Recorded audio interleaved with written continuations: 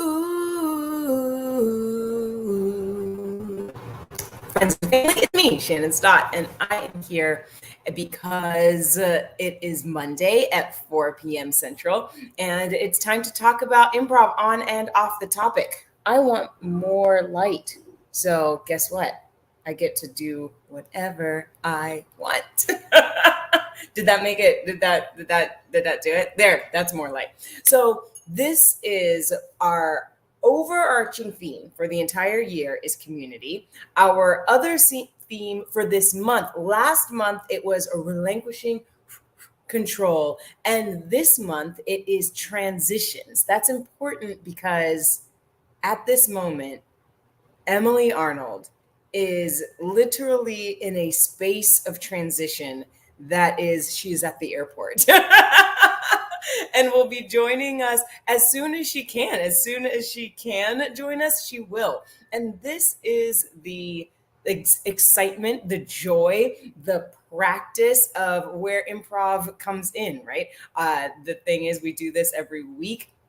And we're connected and here and together. And this week we thought maybe we could make it directly on time, but we're not. It's not happening, and that's 100% okay because we need to be able, just like in improv, to take what is thrown at us, the offer being we're doing this differently this time, and then transition into how it is that we're going to continue with the scene. So one of the things, as we are seeing if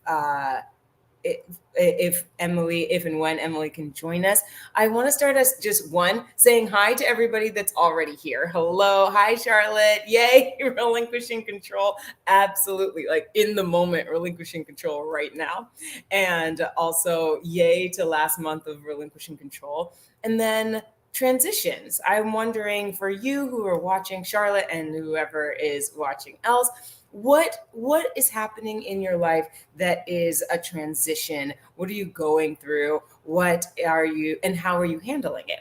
One of the things I do want to put in our minds, one of the things that's happening to me, okay, is I realized today that a long time ago, I had a job. Okay, so a long time ago, I had a job. And at this job, I rode my bike to work. I rode my bike after work.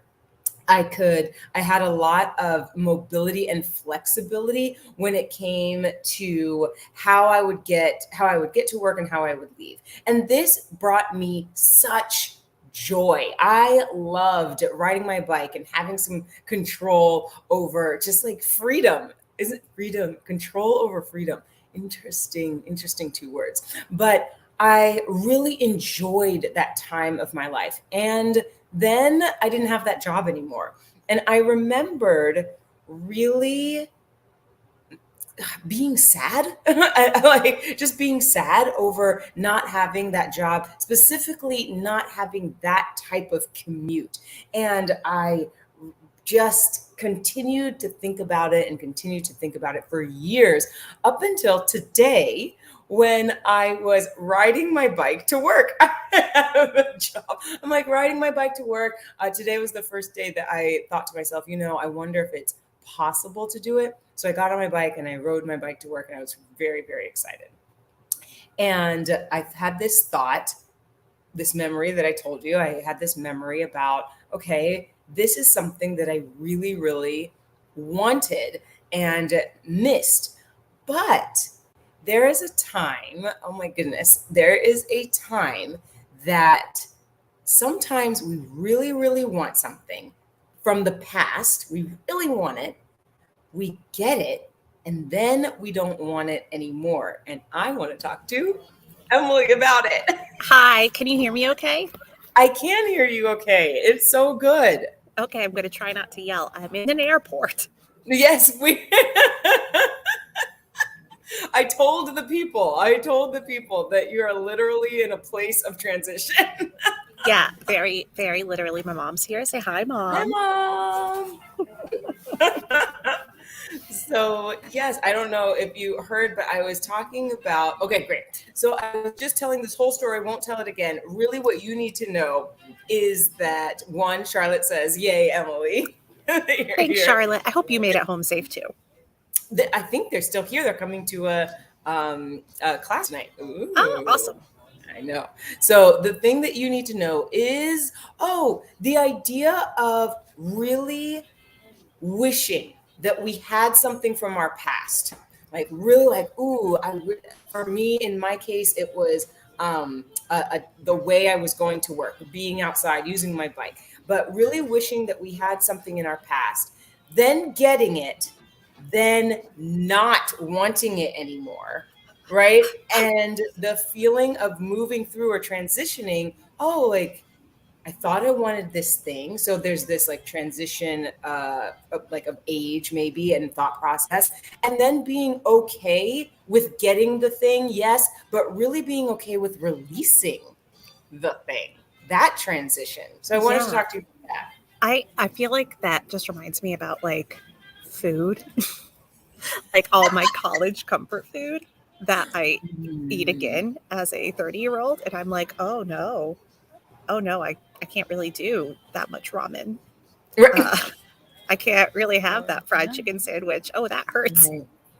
Mm-hmm. Mm-hmm. And realizing that, like, okay, well, my tastes have changed. And now instead of ramen, I would rather have like nice cooked noodles with my own sauce that I make. Like, just that I've moved on to something different that Mm-hmm. happens to be healthier.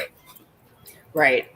Also, yeah, there's some. I like that. I like that. What do you call it? The equalness, that thought process of food, right? Because the the memory sometimes is so strong, and so you want it so much that it's hard to even transition out of it, even when you know it's not serving you anymore. I, but there's comfort in that, right? Which makes it desirable. Like we we all tend to gravitate towards things that we know and what we expect and what is comfortable to us. Hmm. And so I think that's why we want to do those things, because Yeah. they're familiar and cozy, and um, it makes me think about like my fun bachelor days when I would just like eat pita chips and have a bottle of wine. And I'm scared to do this because your mom's sitting right there, but I'm gonna do it I'm anyway. wearing headphones, so she can't hear your question. Oh, okay, great. Well, let's see if we can get some answers out of you without like without offending anyone. So here's the question. The question is, the thought process is, let's talk about when we'll take this food thought and put it into families, right? When we have a dynamic from a young age, right? We have a dynamic with our family members, our moms, our dads, our whoever's, our family, and that dynamic continues. The dynamic continues through into our adulthood, and then something happens sometimes, and we realize that dynamic is not one. We're not who we used to be. We've transitioned out of whoever we were and into who we are, and maybe that person who we are right now doesn't serve the dynamic, right, of the family. And how do we deal with that? I mean, I think that depends on the relationship in the family, right? Like, thinking about where I come from, a maternal line of caregivers and caretakers, right? And when I reached adulthood, I was like, oh, I can pay for things now, right? Like this trip, like we split a lot of costs on things. My mommy didn't have to pay for everything. Uh, and so in that way, there's some shifts in roles where, you know, I'm able to take over some of that helping, and she has to accept that. Yes. She wants me to add, and we watch out for each other. And like, That's it's a little bit, it's more of a peer relationship. Well, not really a peer, but like closer to a peer relationship than, Yeah. you know, a parent caring for a child relationship. I wonder, yeah, I wonder, since you're talking about it, if your mom can talk about what it's like to watch your child transition and what the transition she's had to make. All right, hang on. Okay, I'll put this in your ear. Okay. This is the best. Hi, Peggy. Hold on. You know, I'm just gonna give her this. No, it's okay. No, go ahead. No, you go ahead. Hi, Peggy. This is If the the best. should be over there. She should hear you. Hi, Shannon. Hi, can you hear? Can you hear me? Okay, well, I'll talk loud. Can you try to talk about watching Emily, your daughter, transition from a young person to an adult? I know. But what have you had to do to cope? What kind of transition have you had to make that a smooth one for your relationship? You're going to make me cry. It's just wonderful to see her grow up to be such a caring, independent person. And I've always loved the way that she makes friends, and she's just joyous and happy about things. So really just makes me proud. It's, and I enjoy being with her as, like she said, kind of like a peer. She asked me if I'm okay, and I kind of looking after her, and it's like we don't have to worry about the typical mother-daughter, and we get along. She's the best traveling companion ever. She's been awesome. So I'm sure you've had internally have had to make some shifts to accommodate that, right? I mean, it's been as a parent, I'm sure it's been hard. What are some shifts you've had to do? How's that working? How did it work for you? I guess as she grew up, it was hard to make the shifts to let go. You really want to worry about you.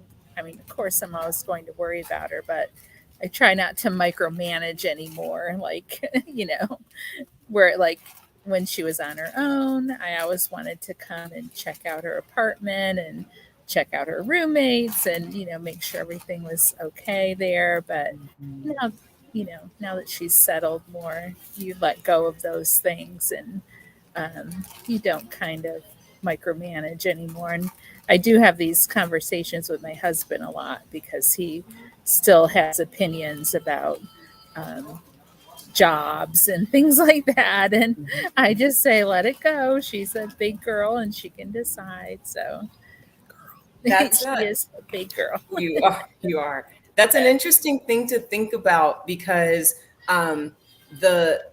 what you're talking about, our overarching year theme is community. And what I'm hearing you say is that you have some community within your husband to help you transition. Yes. Yeah. Yes. And I just really try to enjoy her and her sister and their husbands as adults. We do a lot of fun things together, and I just really try to remember that, it's really a special time. And as a mother, every time in your child's life is different. So you have to look for the good things in each stage.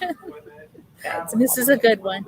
That's awesome. Okay. I'm going to hand you back to Emily. Thank you. Thank you. Okay, well, that was fun not being able to hear anything. I know. Emily, that was awesome. Like what a great time we're having right now. we talked about, I was just talking to your mom about like the idea of what she had to do to cope, in order to watch you transition so that your relationship can stay stable. Yeah. Yeah. And yeah. And I think on my end, and I think we all can relate to this growing up, that it's a lot of trial and error, Mhm. right? As we're becoming adults, and realizing that there are some things. While there are, behaviorally speaking, there are a lot of rule-based behaviors that we follow without actually needing to experience, right? Like I haven't broken any major laws because like because I can follow some rules and know that those are bad. Um, Mhm. but there are some things that we, as we grow up and transition into adulthood and into more independence, we have to kind of learn for ourselves, like bad relationships or bad nights of partying or Right. It's finance. things that I don't want to admit next to my mother in an airport. Like these things that we, as we grow up, we all have to experience. But I think that's part of transitioning is Mhm. experiencing some trial and error too. Right. I want to get this on stage, right? So when we transition on stage, when we talk about transitioning on stage in improv, what we're usually talking about is a physical move, right? A physical movement or a change that happens in the scene. That can be from maybe there are two people on stage and somebody off stage walks in front from one side of the stage to the other. That's called a wipe, right? It's also called a transition. And we are taking whatever's happening on stage and we're putting it to the side, we're editing it, we are leaving it alone. We can also do things like turn away. Like if one person is talking to another person, right? This person can choose to just turn away and talk to somebody else, and this person can leave, right? And that's also If they're a paying trick enough attention, yes. if they're paying attention, for sure, right? We can have all of these different types of transitions, and the thing is that when we practice those body shifts, I think that it does two things that we can take these things off stage. One, it brings awareness to the story in which like I am aware now that the story has to change, right? We've seen Little Red Riding Hood and the grandmother talk enough. They've been talking about going into the woods. They're talking about it. They're talking about it. Now let's wipe it. Yeah. And And move on, let's see it. Mhm. let's see it. Let's go see her walk through the woods, or let's go see her get with the wolf or whatever. And so that's one, the awareness of the transition. And then two, the physicality, the quickness of the physicality of the transition, right? So once we're aware and once we are aware that something needs to happen, we're trained to make it happen, to move it through, right? To take steps or actions so that we can move our story along. And I Yeah. feel like both of those things, awareness and quickness to take action, like are necessary in actual transitions in Yeah. life. And acceptance with being like, yep, that part's done. In saying that that part's done, but then also, when we do, even if we're not doing a narrative edit, right? Like if we're doing, a montage esque or like a Herald esque, like kind of bopping, it's it's generally a thematic continuation, or like we're inspired by something we just saw. So the things beforehand influence the next thing. So accepting that, okay, it's time for this part to be done, but also that we're carrying little bits of that into our future. Yes, you said the word influence. I love that. Or inspire, right? The next thing. That's really important because sometimes whatever we're transitioning from, now you're gonna make me cry because things like, specifically for me, what I have been getting back into are graphic novels, right? Mm-hmm. I Mm-hmm. really had left them alone in my childhood. I was just like, I guess I'm too old for graphic novels. That's not a thing. Like yada yada yada yada yada. But now I'm remembering some things of that, and I'm inspired to continue as an adult getting into these stories.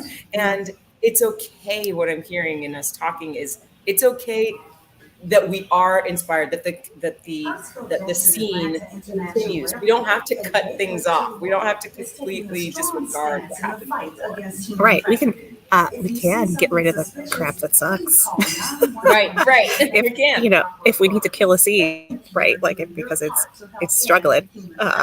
Similarly, like if there's a part in our past that we didn't like, if um, you probably learned what kind of graphic novels you like to read, right? And that you're like, no, I tried this kind, this genre, I didn't like it, so you don't need to approach that again. That's fine, Mhm. but you can move forward with the things that worked and the things that were great, and you don't have to totally shut those off in your life. Right. Right. I want to get into like just what you do, because what you do obviously is transitions all the time. Like people have to like as far as your work and working with people who need help just transitioning from one thing to another. What talk about like what are some actual tool, not tools, but like things that I guess tools that Yeah. you're using to help with children, with adults who need guidance through these transitions. Um, so if we're talking very literally, because there are very literally like some programs I've had clients that were like, clients, meaning like caregivers of younger people or adults who need it, who were like, we need to work on transitions in Hmm. terms of like literally going from place A to place B. And so one easy thing about that, and this kind of goes back to what we were just saying about how we don't have to leave everything behind, right? You can bring something with you. And so, like with a kid, like literally bringing your favorite little stuffed ducky to school because you love this little ducky and it makes a transition from home to school easier, right? Hmm. Or literally bringing like something to do. Um, bring your iPad. I'm on my phone all the time, right? Like, bring something for them to do from home that makes the transition a little easier from A to B. Yeah. Um, so kind of similar how to in life we can carry the things that we like that are comfortable from A to B life wise, so that it's Hmm. more familiar, more palatable. Yeah. On a physical like manifestation of that, it's sounds like the reasons we take our literal stuffed animals or our photo albums or the tchotchke that our parents have that we take with us out of the house and into the new place that we're going to go to, right? Like Mm-hmm. these are things that we're taking with us because they make us feel comfortable. They remind us of a comfortable place. Yeah. Right. And then Yeah. same thing on stage. We don't have to completely abandon a scene. You can take the thing that the audience is loving, you can take the character or even the basket. I'm talking about Red Riding Hood, right? Maybe with the actual story helps us ground in when the basket is there, right? We Mm-hmm. can take these things so that we understand that the audience can follow and the characters, right? Like the improvisers can actually follow. Yeah, absolutely. And like even you know how people like will say to us when we talk about improv, like, I don't know how you make stuff up out of nothing. But like there's always something, right? We just had our run at the Carver and the Vesper, and Luke, I think 2 nights ago, was talking about that law of thermodynamics, that matter can't be created, destroyed; it just changes, right? And so similarly with with our make 'em ups, we Yeah. don't create make 'em up matter out of nowhere, right?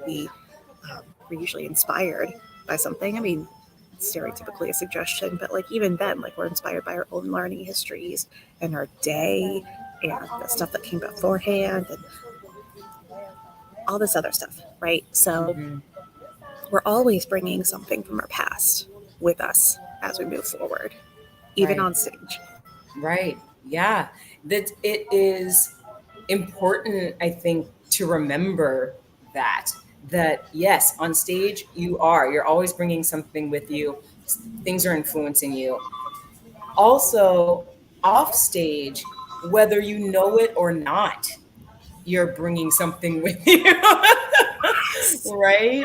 You're bringing all the time, you're bringing something with you from scene to scene, from home to car, from car to work, from work to play, whatever it is.